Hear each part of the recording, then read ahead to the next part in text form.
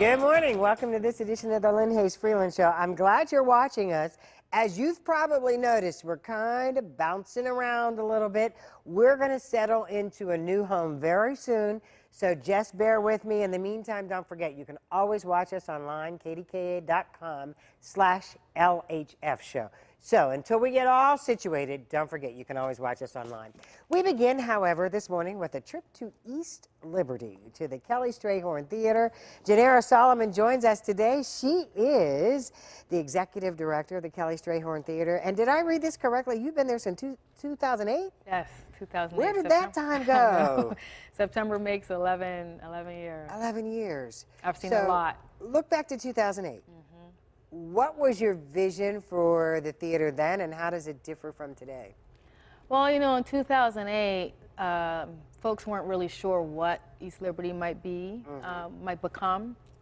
And so I just thought the theater it's a beautiful building. It is. It's perfectly located at the intersection of so many diverse parts of Pittsburgh. And it just seemed like an incredible opportunity to be a home for art and for creativity in a neighborhood, and people could see it as kind of like their neighborhood theater, a place you could walk to, you could bike to.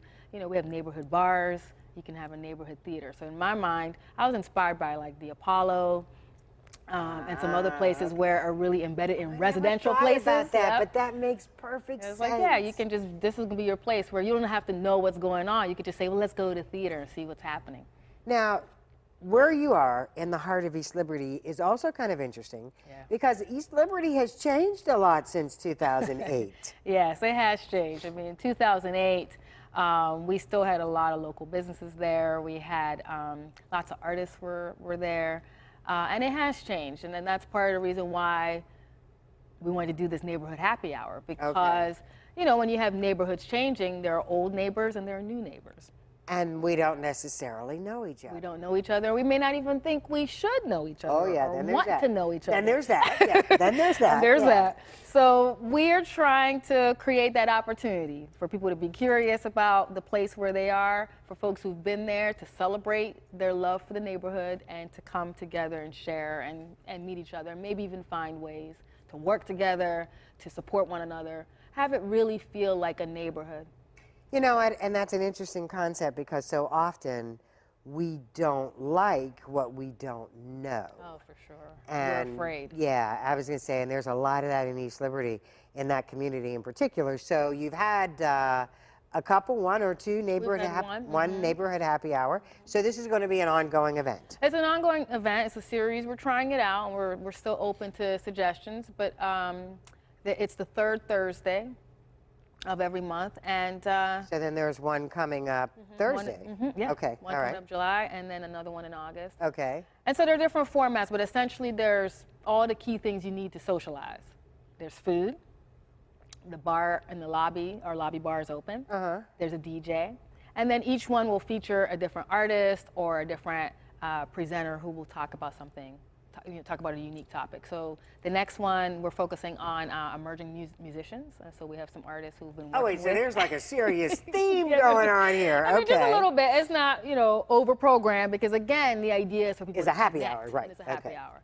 But there's a little bit of programming. So the next one is local artists and musicians. And then the final one in August is with Damon Young, about East Liberty and from his perspective. I was going to say, did Damon Young grow up? Is that part of It's part of book? his story. I can't remember whether he moved to East Liberty, but his family has an East Liberty story. Definitely has a connection. He, as an artist, as an adult, has been in East Liberty, and what an amazing storyteller Damon Young is. He's amazing. Yeah. He's amazing. Yeah, I don't know if folks have read his book yet or not, but if you haven't, you definitely want to do it. Now, and bring your book with you. I was going to say, will he have books that day? Will he sign books that day? We haven't worked on that yet, but that's not until August. It's still August, okay. But we want folks to bring their books though, and be ready to have a conversation about what it feels like when neighborhoods change. And obviously, there are many points of views. There are things that you know, there are resources that come to neighborhoods when neighborhoods change, and folks always wonder, well, why didn't we have that before? And we want to talk about that, but I think the other thing to talk about, in addition to bricks and mortar, is culture. What's neighborhood culture? What are the things that you say, oh yeah, this definitely should happen in East Liberty or in whatever your neighborhood is. If you want to talk about that. Now, are those conversations happening anywhere else? Because I feel like one of the things that happened in East Liberty was one day it was the old East Liberty, and the next day it was the new East Liberty. Yeah, it was fast. At least to me, it seemed like it. Yeah. I think it feels fast to a lot of people, and part of the challenge is that neighborhood planning is happening all the time. Okay. These plans are 10 years, 20 years. Not everybody's involved in that process. And so for the person who's living in a neighborhood or working in a neighborhood or visiting a neighborhood, it can feel really fast. Right. I see our job as the arts anchor to facilitate and be the place for that conversation and for all those feelings too, to be put on the table and shared. We can't ignore them. We can't just say, well, aren't we happy that we have this revitalized neighborhood? No. Right.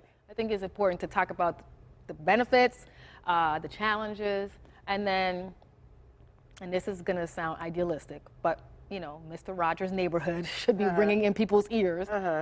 Hopefully we can find ways to connect and decide, make some decisions together for what the future neighborhood looks like. I want to pick up on that, but we got to take a commercial break. We're going to do that in just a minute. And we have another art event to tell you about later on in the show, so stick around. I'm glad you're here.